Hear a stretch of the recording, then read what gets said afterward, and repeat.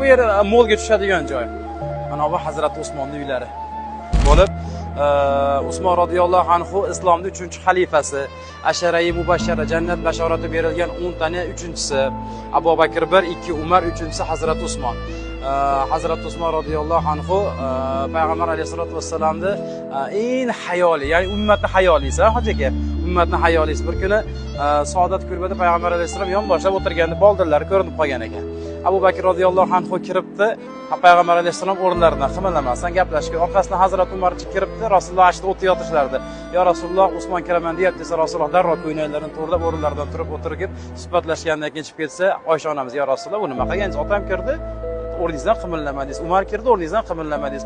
Usmon kirdi, o'rningizdan qimirlab oyoqlaringizni yopdingiz." Usmon nihoyatda hayoli, agar Usmonning holatida kursam gapiradigan gapi esdan chiqib qaytib ketar degan ekan. Usmon radhiyallohu anhudan farishtalar hayo qilar ekan. Usmon radhiyallohu anhudan orqaga o'tamiz endi. Usmon radhiyallohu anhudan mana shu joyda shahid qilishadi. Birinchisi, suyukli yorimdan ayrildim. Ikkinchisi, sizga qarindoshlikdan uzildim.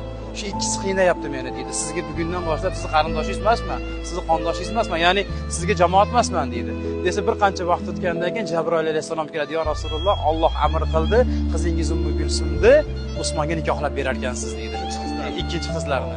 Keyin ikkinchi qizlar Usmon radhiyallohu anhuga Ummu Gulsum onamizni nikohlab beradi. Ummu Gulsum onamiz mana shu joyda yashab, mana shu joyda 26 yosh, 22 yoshlarida vafot qiladi Ummu Gulsum onamiz. Zaynab onamiz 29 yoshlarida, Ruqayya onamiz 26 yoshlarida, payg'ambar Fatima onamiz 29 yoshlarda. Rasululloh hech qaysi farzandi 30 ni ko'rmagan. Hech qaysi farzandi 30 yoshni ko'rmagan. Ikkita qizlarini olgan. Islom oxirgi qaysi ayollarni bu yerda qolgan qizlar ayollari mali vafot qilayotgandagi bu Rasulullohga avlodlaridan bo'lmagan. Rasululloh avlodlari, Rasululloh tirikligida qizlari o'tib ketgan. Bitta Fatima onamiz qolganlar xolos. Shunda islomiyat tarixida, ya'ni insoniyat tarixida hech qaysi payg'ambarni ikkita qizi bitta insonga turmushga chiqmagan. Faqatgina Hazrat Usmonning qizlari tekkan, Hazrat Usmonga payg'ambar alayhisalom tekkan. Boshqa hech kim bu baxtga nasibador bo'lmagan. Shuning uchun Zinnurayn, ikki nur sohibi deyiladi. Endi bir taklif, Zinnurayn, ikki nurning sohibi. Endi bir taklif.